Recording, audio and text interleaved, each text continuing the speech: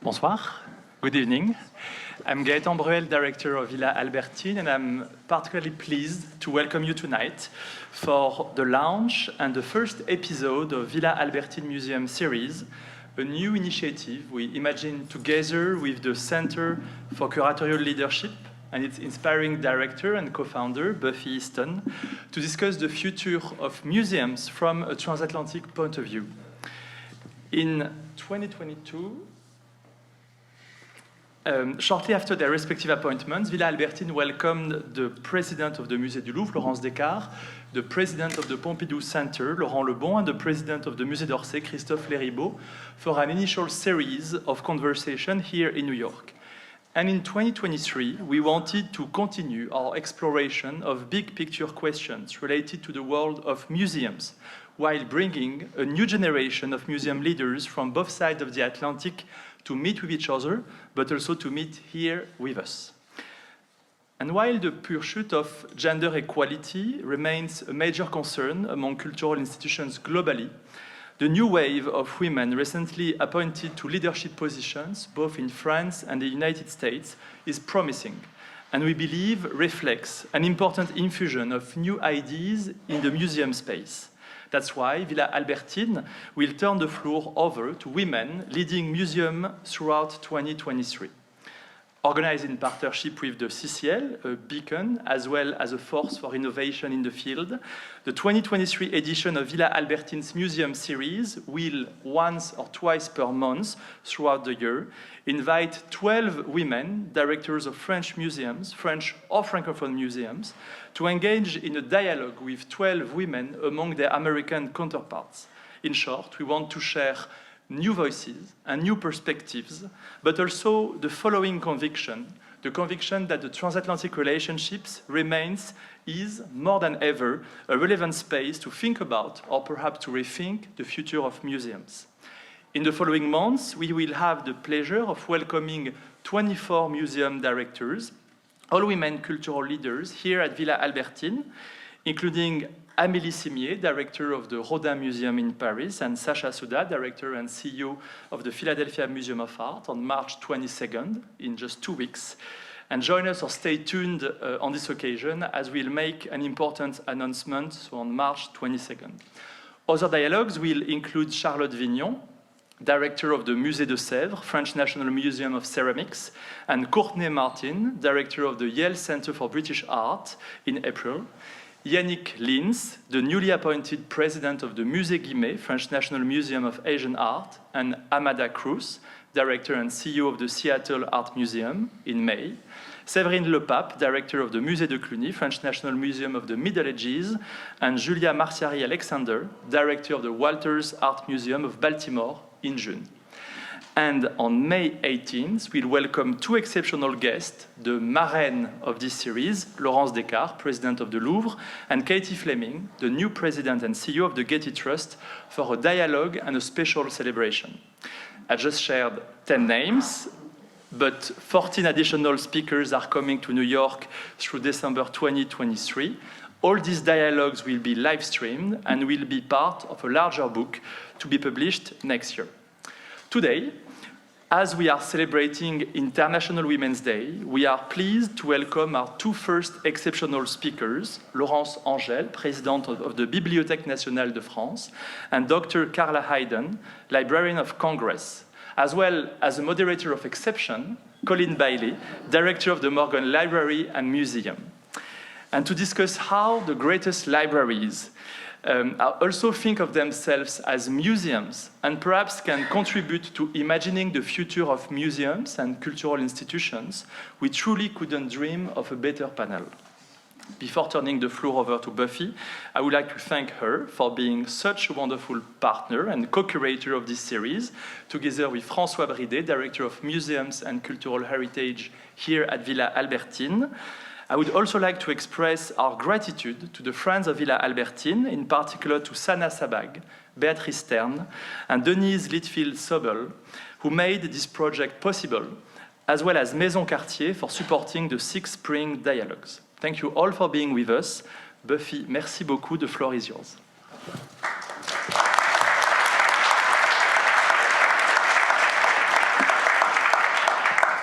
Good evening.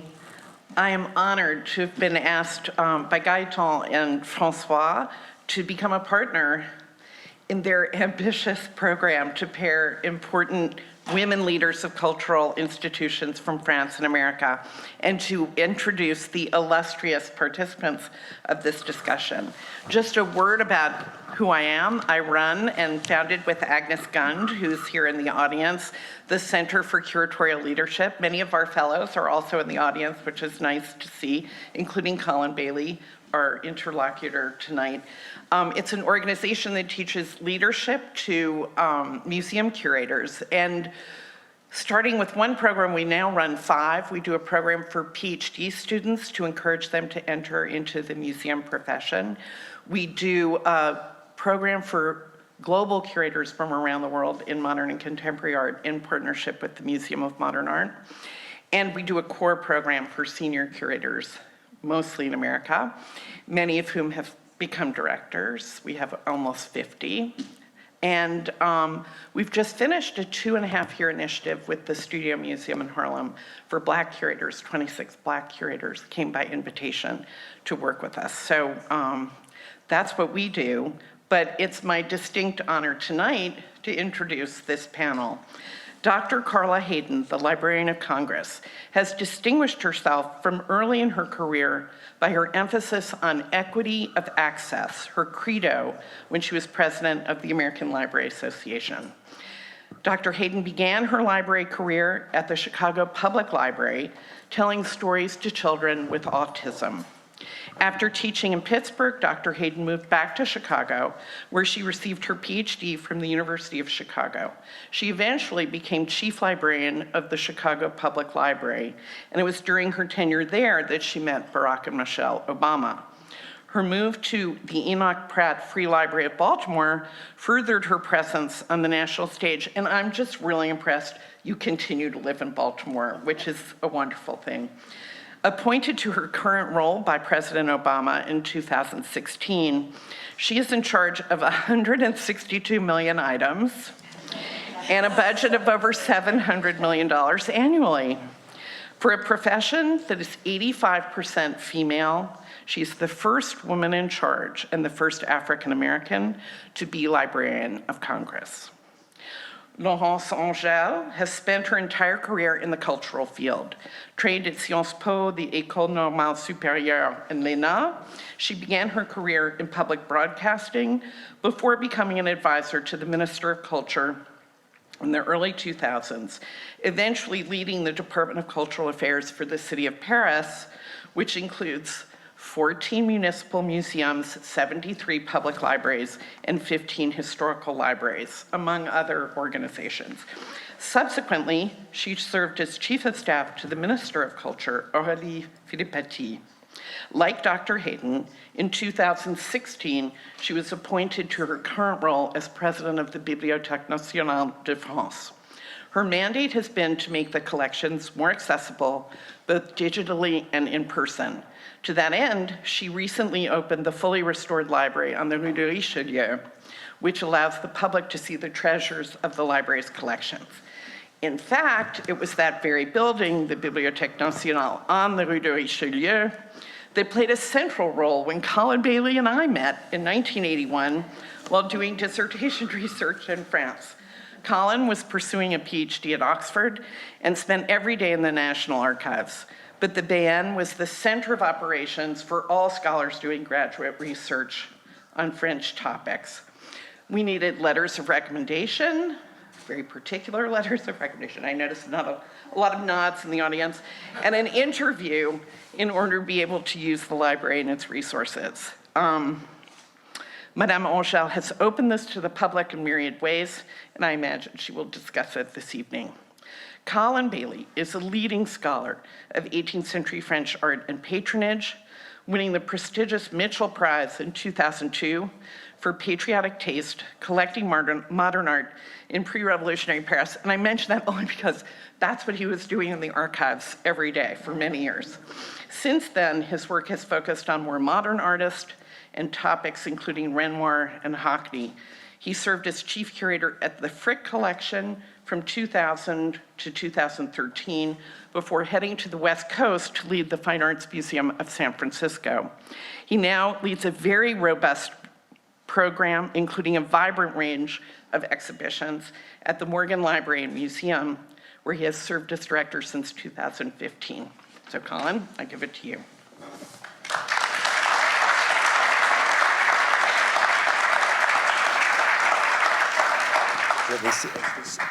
Thank you, Buffy. Thank you, Gaëtan. I feel like I'm a pygmy with these two colossuses. And before we begin our conversation, I'll just, as it were, remind us of origins. So the Greek term of museon is defined, museon, which is obviously the root for our museum, is defined as a seat of the muses, a philosophical institution, a place of contemplation. The Latin term library, the Latin term for museum is a library and a study. So museum in Latin is a library and a study. When the Greek geographer Strabo visited the Museum of Alexandria in 30 BC, he wrote, which had been founded by Ptolemy in the 3rd century BC, he wrote, "It has a public walk and a place furnished with seats, and a large hall in which the men of learning who belong to the museum take their common meal. This community possesses also property in common, and a priest, formerly appointed by the kings, but at present by Caesar, presides over the museum." So, a place to eat, a place to meet, run by Caesar or a priest, but a trustee. We haven't really changed very much. Mm-hmm. And the idea that the museum and the library have common origins, despite how very different these institutions can be today, really brings us back to our conversation this evening. By chance, all three of us began in our current roles more or less at the same time, each facing opportunities and challenges. So I'll first ask Carla and Laurence, can you talk to us a little bit about when you arrived, what you found, what your ambitions were, and what your main challenges were in your current institution? As a career librarian who was responsible of one thing that Buffy didn't come up in there, but I was the librarian at the Museum of Science and Industry in Chicago. So I got to work as a museum librarian who was tasked with opening up the museum library to the general public. And so that gave me that sense. And so coming to the Library of Congress, the world's largest library, it's 178 million items, Buffy. But someone with a strong public access background, I wondered what I could do, because I was tasked by then President Obama with opening up what he called the treasure chest, that is the Library of Congress, because he had seen so many things. One of the main challenges that confronted us at first was a lack of a technological infrastructure to do the digitizing, to do the things that would broaden people's access to the collections, and also, frankly, a tension with retaining the place for scholarship and people doing dissertations and all of the serious and wonderful research that goes on, with opening it up to the general public. And that's the challenge we're still working with, but it's coming along. And we use the B&F as a model, and I've said that to Laurence. Also the British Library has been doing quite a bit. These large national libraries that are really museums and libraries. They're different from public libraries in locales. Laurence, you're not personally, but you are the oldest institution. Yes. Charles Oh, yes, definitely. From 1368 in the Louvre under Charles V, and having arrived when you arrived, how you've made enormous strides in this area as well.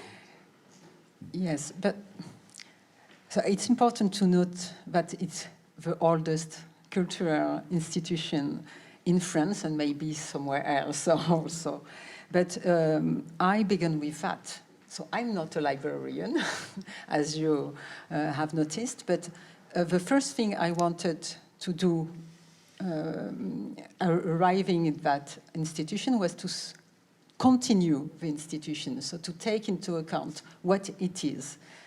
And even if I'm not a librarian, to take into account that it is a library. So the oldest institution, a national library, that means linked to the history of our country, but also responsible for the legal deposit. And it's really very important, but because it means that in our collections, since 1537 for the legal deposit, we are responsible for our history. And it's something really very important, and not only for books since 1637, but for everything else, newspapers, music score, manuscripts. It's not the legal deposit, but we have the responsibility of it, but till the web archive.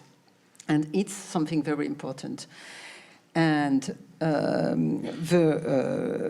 third thing was obviously to open it, because if I wanted to make it available to everyone and sensible for everyone, to make people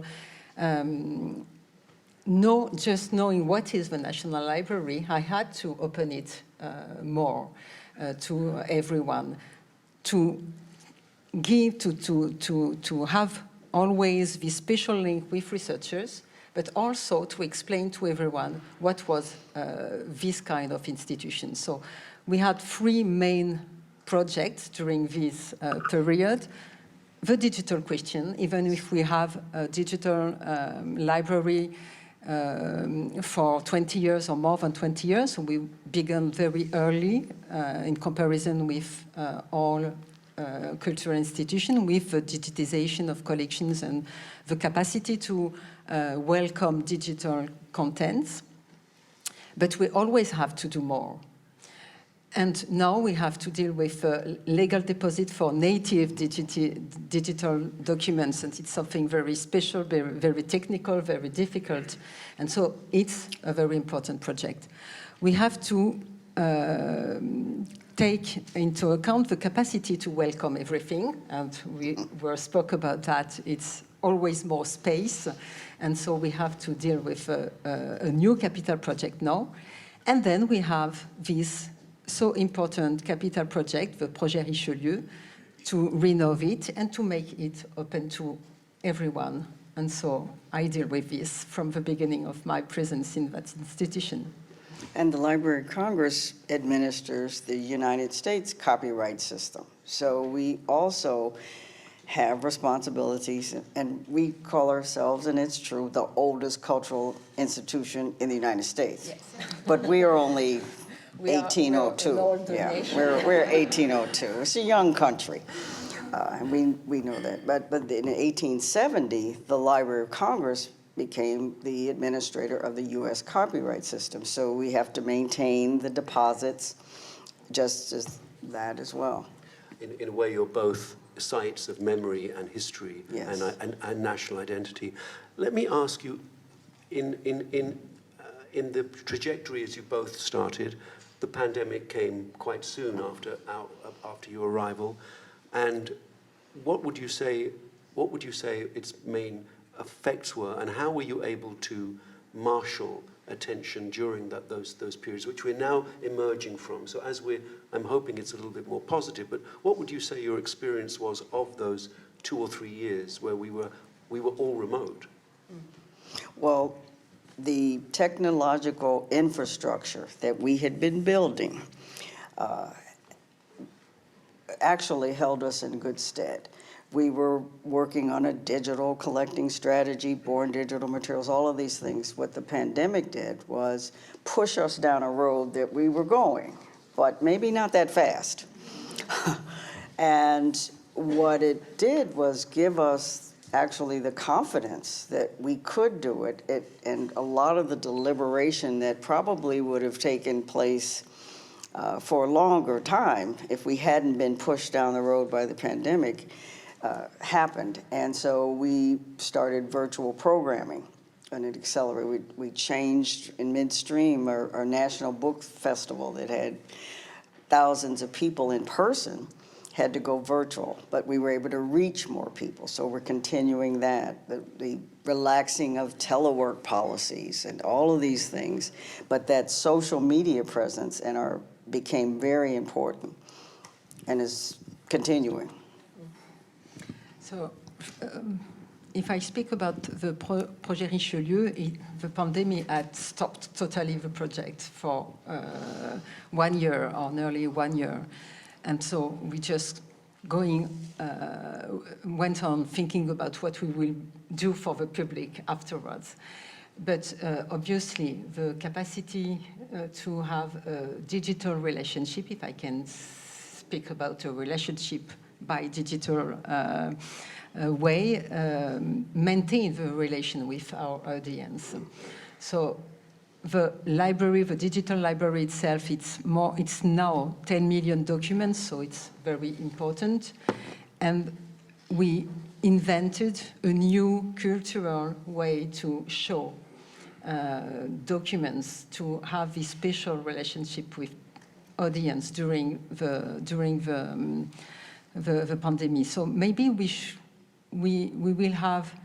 Maybe it will be. It has been more easier. It has been easier for us than for museum to maintain this relationship because we had already the digital capacity to maintain this relationship, and also we were the first cultural institution to be reopened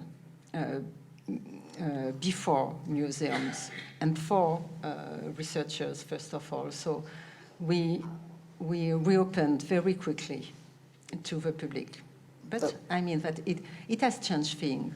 People has changed their way to work, their way to come to a library, to the way to come to a museum. So it has changed a lot of things. I want us to think a little bit about how different models inflect, how, for instance, libraries, which are now creating galleries of treasures or new sites, how they can use some of the practices of librarianships and librarian use in introducing their collections, and also how museums who have a commitment to scholarship and research, how they also might look to libraries as models. I'm thinking also of how institutions change. Morgan, its first librarian, Belle de Costa Green, I know is a great exemplar for Carla and for myself. When she was asked about her work at the Morgan Library, she was the first director and Morgan's librarian. She wanted the Morgan Library should be preeminent, especially for incunabula, manuscripts, bindings, and the classics. And that is one part of our identity, but we have moved also into other areas without any detriment to these pillars. So what I'm trying to say is, how can this new model of opening galleries and treasure galleries, as you're both working on, how does that help you as libraries? Well, Colin, I have to say, when we made a field trip to the Morgan, and we saw what you did with all of the wonderful treasures that you have, and connecting them to school children in New York, and having workshops on the binding and everything, and then having the children display their products next to one of these 14th century incunabulas was something that we took away from you, that you're not negating the preciousness or the value of those rare things, but you're getting people familiar with them, comfortable, and you said and we saw that you had the young people bring in their parents and their caregivers, and they were right in the Morgan with all of this displaying their works. And those types of opportunities, I think, are what libraries, I know, are what we're looking at in terms of being able to display our treasures. We're going to have a treasures gallery for the first time. We will have wonderful things that are artworks of just priceless items in there. And we're working on having a source, it's called the source now, I can reveal that, for young people to make them history and detectives and researchers and all of these things. So libraries get quite a bit from museums. I know firsthand. What do museums I get think from that libraries? The link between libraries and museum is very interesting. So by the will to more open the Richelieu site to everyone is obviously linked to the idea of the preciousness of the collections that should not be reserved to a little number, even if we want to have this special relationship with researchers. But because it's linked to our history, we have to make people aware of the preciousness of their collections, because it's their collections. That's important. So even if a national library is a special library, we want it to be just a library. And this idea, I think, is coming from museum, because museum have this will from the beginning to be open to everyone. Right. So we take this idea from the museum. But I think that if we are speaking about the future of museum, no. I think that really the fact to have a museum in a library, or to think the link between museum and library because of the preciousness of our collections, it's a way to explain that a museum has to be linked to history, has to be linked to social questioning, and the library is a perfect place to think about the future role of a new role of a museum, because the library is a place where you can come to walk, to read, to get the sources, and this is naturally linked to a library. So to have a museum in a library is a way to rethink the role of a museum. So I think we also have to give something to museums. So it's something very interesting for us. And to make, too, the distinction of a national library that, by its nature, has items that a local library would not have. And with local libraries, you're circulating bestsellers, you're serving children, there's that. And when you have national libraries that are combinations, really, and have collections that are museum quality, that's another layer. And then you have the Huntington, the Morgan, special libraries and museums that are doing so much. And I would say also in this period where we've broadened our mandate as to what topics we want to explore, issues of social justice, issues of equity, diversity, rooted in part, and acknowledging, understanding the past. This is something that is so, it's so important, and we find that our collections help us do this in a way that without having to we can add to them, but we also have them because we've been custodians of the past in different aspects. Absolutely. But I just have to say, with the digitization, what the Library of Congress, it is the national library, it belongs to everyone in the country. We are able to make a stronger connection to those local libraries. So someone can be in Iowa and pull up the 61 million items and look at the things from the Library of Congress. And that's what we want to make sure that we do, that the people everywhere know that through the wonders of technology, they can look at Benjamin Franklin's footnotes for the Declaration of Independence right there. Yes, I think we should give some examples to make it sensible, because Yes. Obviously we have some masterpiece, artistic masterpiece, and the fact to establish this link with what is the world, how the world is working, and how can I be in the world and understand the world. It's something very important. So when we organized the presentation of our treasures in this new museum, we were thinking about a way to make it aware to everyone. And when anyone comes in the Richelieu New Museum, it's all the history that appears. So you begin with, and every name we know are here, and so it becomes real, and you can think about it. So you begin with Dagobert, Charlemagne, Saint-Louis, all the history, and then all the writers, Victor Hugo, Proust, and then all the musicians, French or not French, and photographers, painters, Picasso, Miro, everyone is here. And so you can be aware of this history and you can begin to think about it. It's artistic, but it's not only artistic. And I think it's the specificity of our collections, certainly. Carl, I wonder if you told me a wonderful story when we spoke earlier, a while ago, about inviting your collection of flutes and the performer who you were so eager to have come and play the flutes.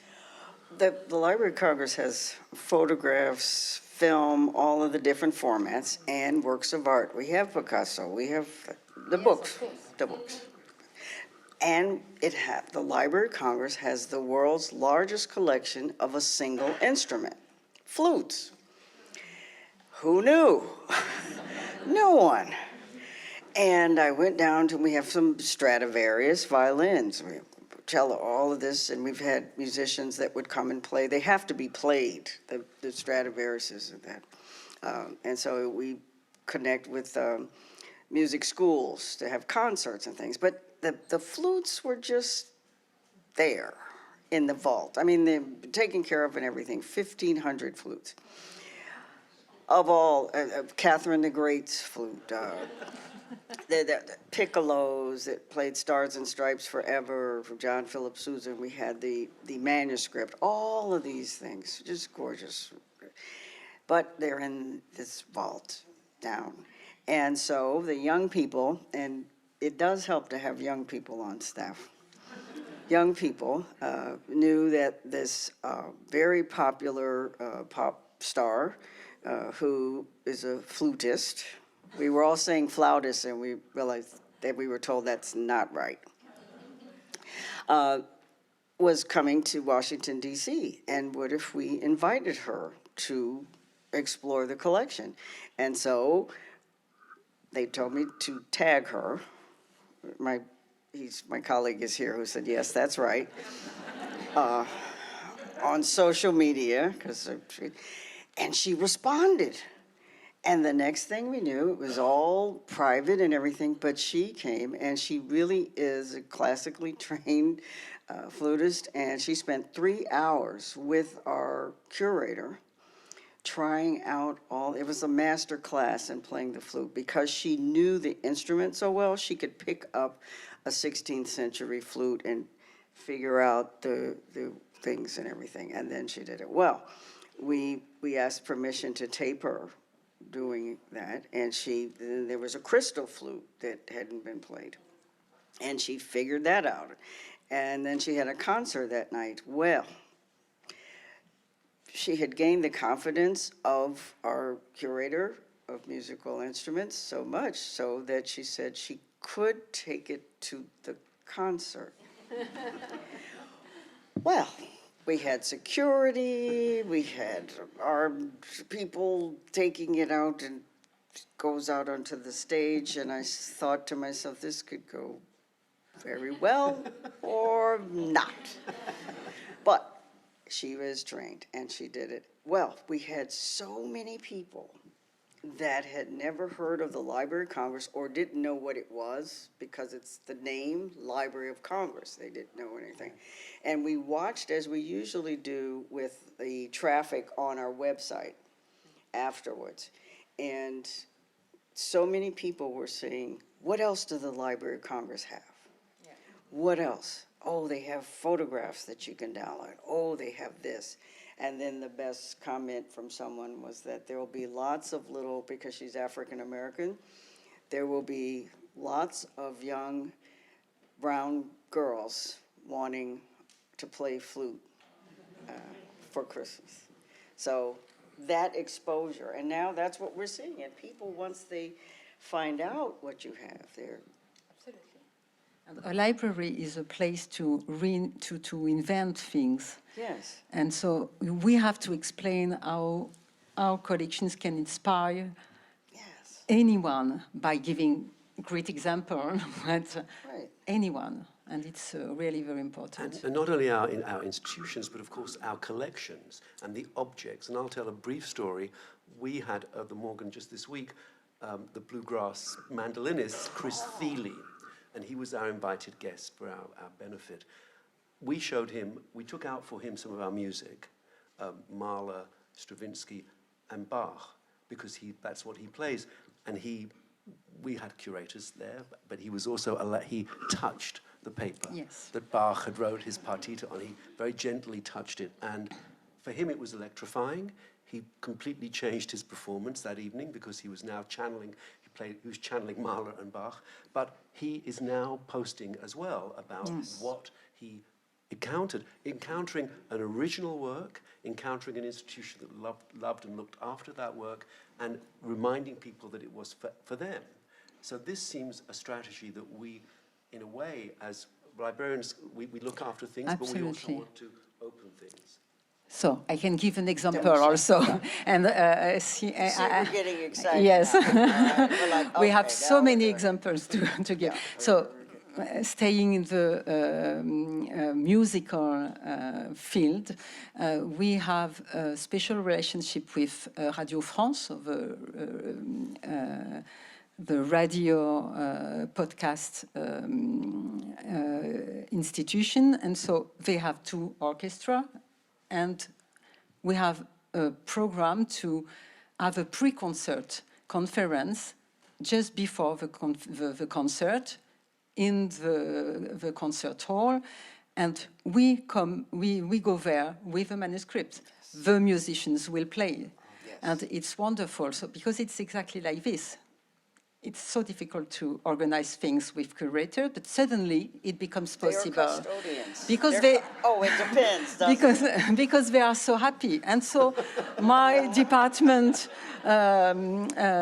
responsible for musical goes, it's not true, not in metro, but it should be in metro because it's so little. It's just a manuscript of, for example, La Valse, le Boléro de Ravel. So the Boléro de Ravel, and so he came there, actually not in metro, with a special car with a police just before, and behind the car, and are responsible for security, who is just here beside, but there is nothing, it's just a table with a manuscript.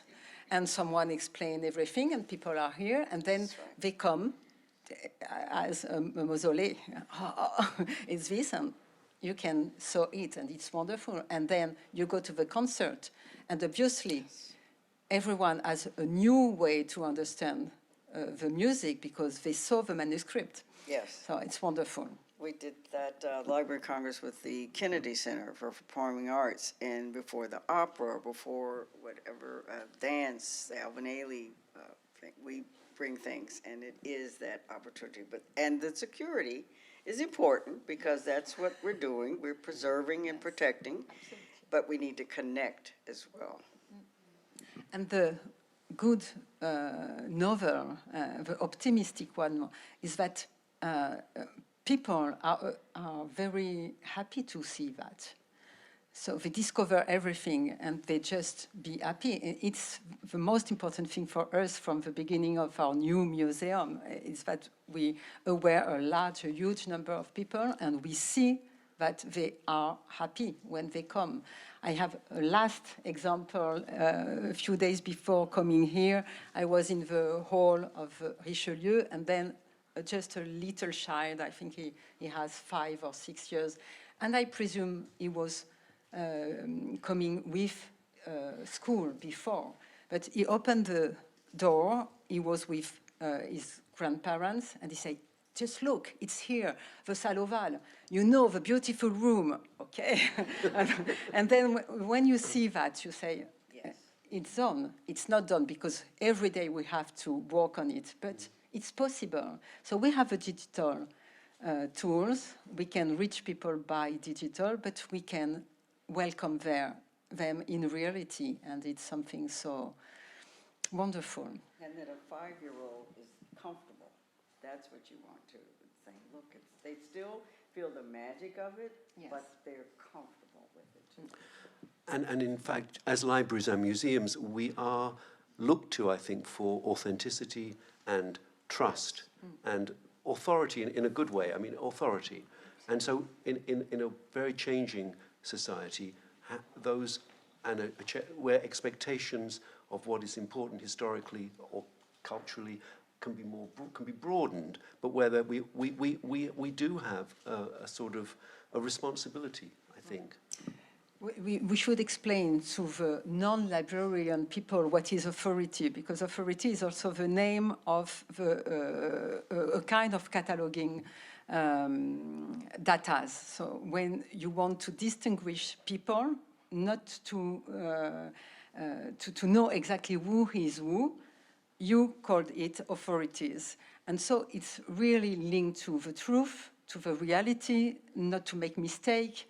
And this is organized by libraries, because the libraries is the way you organize knowledge and to make things visible, to make things possible to find. Because if you don't just have a great number of information, you can't deal with them. So you have to organize things, and the library is the place to organize knowledge, and it's so important to live together and to make things comprehensible. Before the internet, the catalogers in libraries were called the most powerful people because they could put a number on something and you might not ever find it. They were the ones, they could tell you. I think we're probably coming to close, but I'm going to ask you to tell us what a recent acquisition or a project that you're particularly excited about for your institution. Oh, well, the Library of Congress received a wonderful gift from the Mellon Foundation to broaden our reach into communities and have people who are from underrepresented groups make their own histories, contribute to the library, and also digital collecting and paid internships to bring people into the library to do research and help us make the collections more accessible. And so we're really excited about that. So if we're speaking about acquisition, we have a lot of, we have acquisitions every day, not every year. But the most exciting one is certainly the next one. So That's a good way to put it, yes. So we are working on the acquisition of a manuscript from the Charles V collection. So for us, it's really very important because it's the very heart of our collection. The beginning of the story, of the history of a library is the library of the King Charles V. So there is a manuscript, an extraordinary manuscript from his private library, asked for him with magnificent illuminations, painting illuminated. And so it's the next one. So it's very exciting because for curators, they all say, well, it's a once-a-life occasion to have a manuscript from Charles V library. So they are really very exciting. And that's probably true. I hope we will have the opportunity to do it. And I'll from my vantage point, there's many things, but I want to just mention that we at the Morgan have recently acquired a group of drawings by living artists who have given them to us, or made it possible for us. Kondo, Baselitz, these, and I'm hoping there are many more coming, but the idea that you can be in a repository that goes back to Charlotte Kant or goes back as early as you can, and that you can be part of that ongoing tradition, it's so important. And I think our institutions, as different as they are, open to the modern as well as being so steeped in the origins and foundations. My colleague is saying, you're in New York, you have to mention that we just got the Neil Simon archive. So, yeah, right. Yeah, So but this link that's more with, modern, yes, yeah, that's absolutely, more this link with today is so important, and the link with artists Yes. Right. is determinant, yes. I think, Thank you. Well, this has been, we could continue. oh, you can tell now. But we can certainly ask our audience to have, if there are questions that they would like to ask Carla or Laurence. Or you. Or me.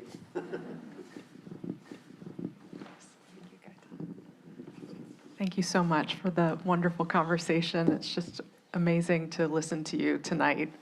I've been thinking a lot about the clearing out of a library, a children's library, recently in Florida. And when you were talking about the power of a library and how it really holds truth, history, really the stories of a nation in the case of your institutions. And I wonder how you look at the responsibility as gatekeepers, leaders, and really people who are forming those truths, how you look at that as women at this particular moment in time, and how you integrate social justice and other current ideals. I think that we are all working on the better way to make people in the library and to make them feeling that they can come. So we are working with schools because the place of school is the better place to work on the social equality and the possibility to have everyone inside the library. So I think it's the best response for us, as for all cultural institutions, to work with child, and so to work with school, and in France with public schools, because it's where we have everyone. Well, as a librarian too, it's sometimes can be concerning.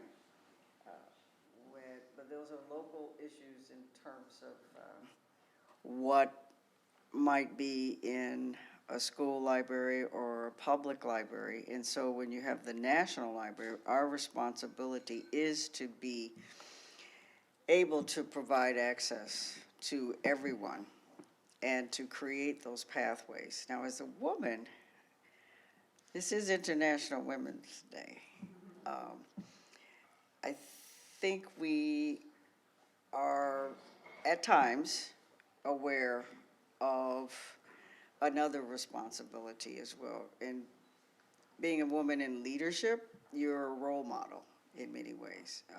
So librarianship is one of those feminized professions where 85 to 90% of the workforce is female, but the top management doesn't reflect that.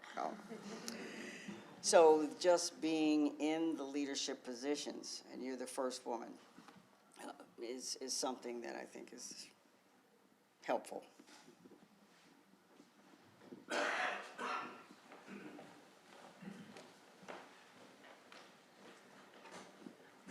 That wonderful question prompted me to think about how do you approach the gaps in your collection, assuring that histories are told, that the materials are there to think about new stories. And it sounds like the Mellon grant is something that would let you do that in a contemporary way. but how about looking at the past? And do you develop strategies for thinking through gaps in your holdings?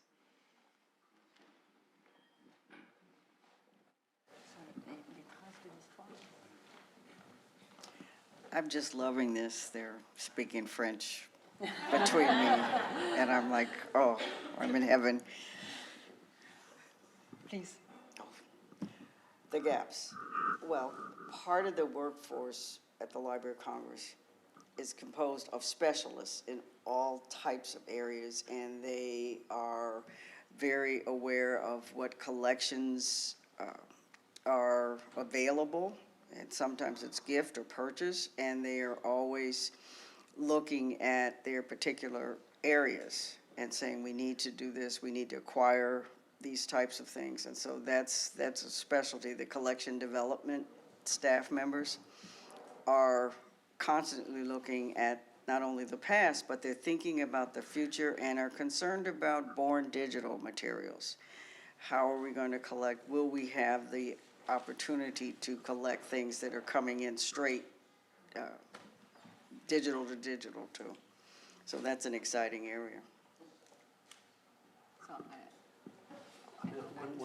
One thing I might say as well is that, as an example, large collections which we are conserving, we may not always have looked at them as closely, and particularly with a lens now to look for more diverse stories or broadening the canon.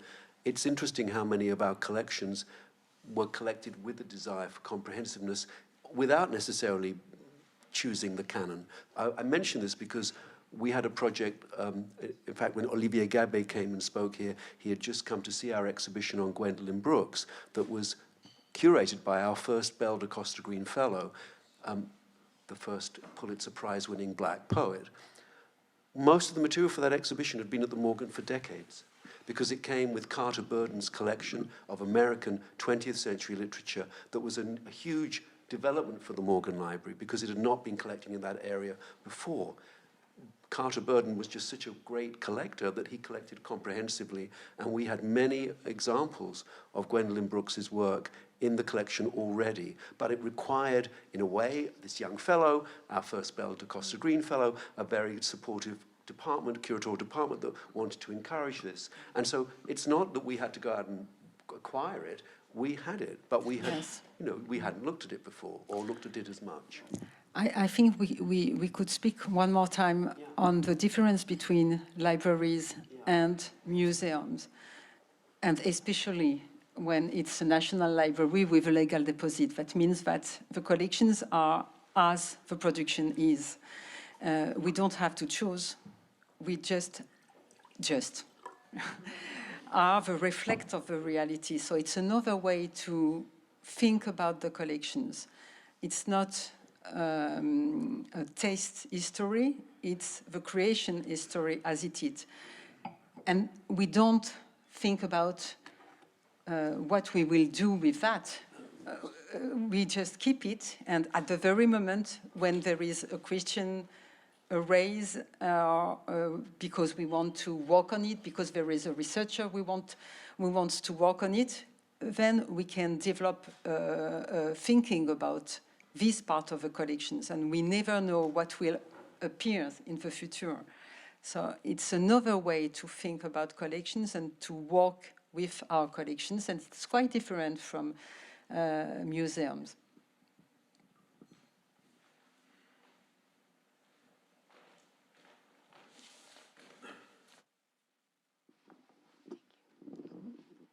How do you decide what to digitize? Because as items are digitized, they are more in the public image.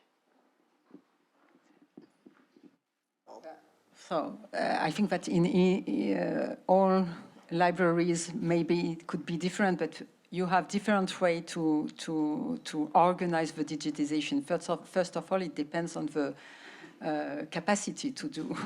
But then you can decide, because of the physical situation of the collections, if it has to be protected and not to be manipulated. So and sometimes because it's not possible to manipulate at all unless it is digitized. So for the conservation question, you can decide to digitize this part of collections. Then you can decide to digitize a certain part of the collections because of the need for researchers abroad or for a special project to have a book or to have something else. So you see you have different goals and different way to select things to be digitized. It's very important because I mentioned Benjamin Franklin's whatever, you have the papers of 23 presidents. Well, there's, even with researchers coming in, it comes a point with the item that frequent handling is something that you want to make sure that you protect the item. So digitizing the frailest or the most heavily used. And then there are anniversaries or events that are coming up that you say, we need to get those collections digitized because in 2 years there's going to be a big celebration of something. And let me also say that it's highly labor intensive and costly because it's not just, it's taking an object to a photographic studio, determining with conservation and with photographers how to cycle through. You have to be thorough and capture everything, and then you have to have data, cataloging to assign to it. Otherwise, you just have images that can't be searched, and all of this takes several departments. Having said that, at the Morgan, with a department of maybe 3, we have been digitizing as nothing like Gallica, but we are digitizing, trying to be as thorough as we can. And as Carla was saying, when there's an opportunity because someone is an anniversary or there's an event, we can shape priorities. But it's a wonderful ambition, but it's not as straightforward, I would say, as it might seem. It's not like Xeroxing. No. Or iPhone photographs. Yeah, no, it's not. Okay. I have a question. As 2 depository libraries who manage all of a nation's history, both which includes the more challenging or the more sensitive aspects, how do you manage questions of confidentiality, classified information, or more sensitive information that may come from times of war or conflict? What do you want to make available to scholars, and how do you work with other government agencies to manage those questions? Well, in the United States, the National Archives handles government documents. The Library of Congress receives materials that are declassified or they're part of the records of a Secretary of State or Supreme Court Justice and things like that. So we're not responsible for the official government documents. That happened around World War II when that division, that's how the Library of Congress got the papers of 23 presidents from George Washington to Coolidge. But that's the division now for the United States. It's the same. So the archives, the National Archives are for official documents and production, and the National Library is for the publishing, as I said, the things as it is, and not the official documents. So it's very different. It's not the official story, it's the history, it's the creation history. But you can have private archives, for example, from an artist or authors. And so as for the National Archives, there are rules to disrupt things. It's forbidden before a certain number of years. For the private archives, it's the decision of a private person himself. For example, we have collections from Nathalie Sarraute, the writers, and she said, "Okay, I give you everything, but you can't put in even in the reading room, it's impossible to give it to read before a certain moment. So it's the private decision of a person.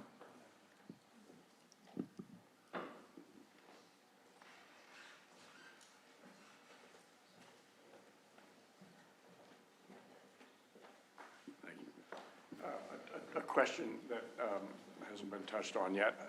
Most museums will borrow from other museums and will lend to other museums. And I think about the Royal Collection in England, which also sends out entire exhibitions to other parts of the country. Do you, either of your institutions, lend to other institutions? Have you ever decided that you ought to create an exhibition that would travel within each of your countries? Just talking about that before Chips, liqueur came from the Bibliothèque nationale to the Morgan before the and unfortunately closed a little early because of the pandemic.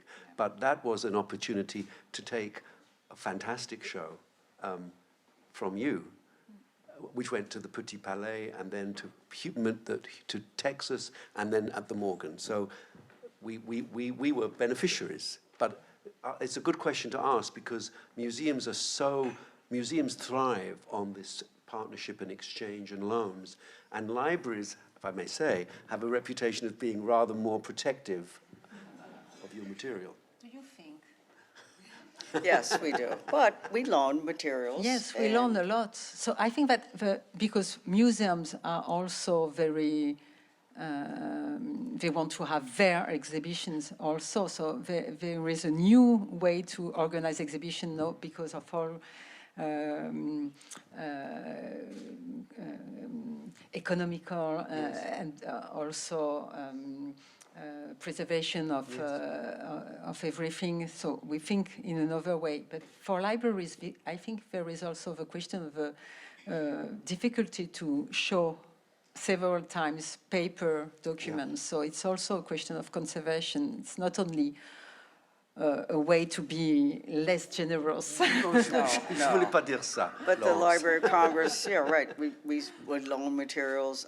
There's the new Academy Museum of Motion Pictures in Los Angeles, and they have an exhibit on black film, and the Library of Congress had historic film that they are using in their exhibit, and then the Quran, Thomas Jefferson's Quran, was at the World Expo in Dubai several years ago in the pavilion, and that talk about security, getting that over there. But there's a regular department that handles loans from other institutions. You have till Sunday to go to the Clark Institute and to see some drawings from the National Library of France. And in fact, it was a Moore Fellow, Esther Bell, who organized that exhibition at Williamstown. And we were up for the opening, and it's marvelous. Drawings displayed really grandly and spaciously. Yeah. Yes. I want to thank the three of you for this passionate and inspiring discussion.